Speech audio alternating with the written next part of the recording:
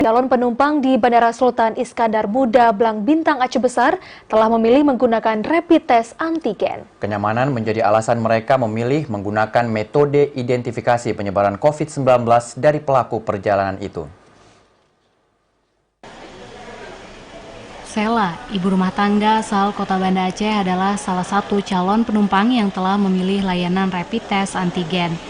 Bersama sang suami, Sela langsung mengunjungi posko kesehatan di Terminal Kedatangan Internasional Bandara Sultan Iskandar Muda Blang Bintang. Selain memenuhi anjuran pemerintah, kenyamanan selama di perjalanan menjadi alasan Sela memilih metode upaya pencegahan penyebaran COVID-19. Pasalnya, meski belum diberlakukan secara nasional, sejumlah daerah telah memberlakukan rapid test antigen untuk keluar dan masuk ke wilayahnya, salah satunya Pemprov DKI Jakarta.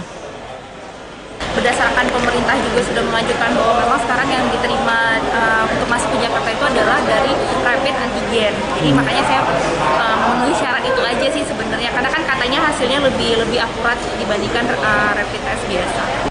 Dari pantauan redaksi TVRI hingga Sabtu 19 Desember, pengelola Bandara Sultan Iskandar Muda masih menyediakan layanan rapid test antibodi.